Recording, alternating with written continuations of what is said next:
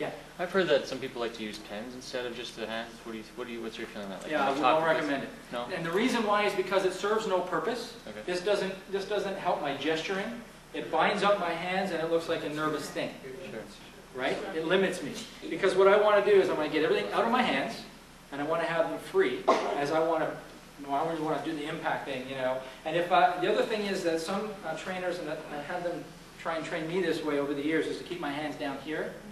And this is the lowest energy posture that you can assume. And it's not natural and it's not comfortable. And what happens when you, and it's okay to do this, I'm not saying don't do this. What I'm saying is to be like this for an extended period of time is very difficult and not natural. And what happens with your brain is this. Your brain says that the reason why your hands are down is because you're in motion. Right? My hands are down, I'm not in motion. I've got a little bit of cognitive dissonance going on up there because my brain is saying, you're supposed to be in motion, and you're not. That's why this is uncomfortable. So if I walk around and keep my hands down, it works.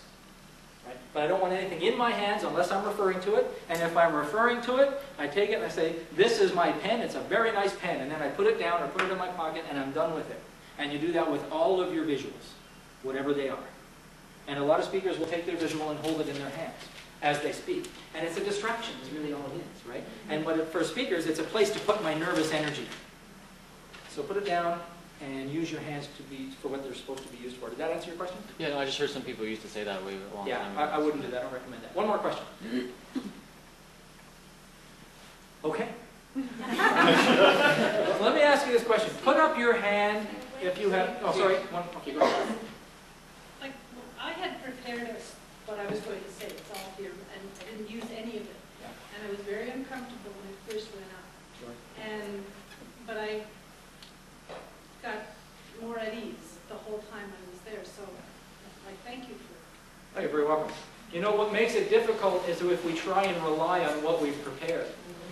Preparing is not necessarily for the purpose of delivery. Preparing is for the purpose of being comfortable in whatever it is you end up delivering.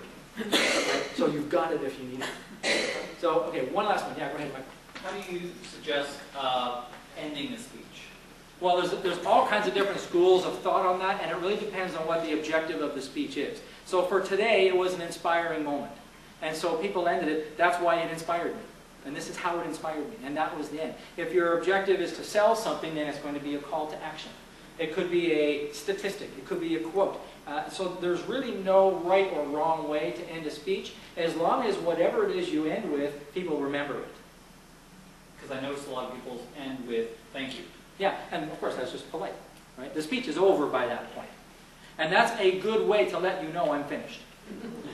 Because sometimes what will happen is we'll have this great ending, right? And this is a great line, and it's going to really knock them over the head, and I say it, and nothing happens. So I got to say, thank you. Now you know I'm finished. And some speakers don't know how to end it, right? They'll say, okay, that's it, I'm done. No, you stand nice and firm, and you just say, thank you. And everybody gets that, right? So put up your hand if you have always wanted to be one of the cool people. Okay, we're going to call you the wannabes. Put up your hand if you already are one of the cool people. We're going to call you the sadly disillusioned. Put up your hand if you have ever taken one of my workshops. Ladies and gentlemen, meet the cool people.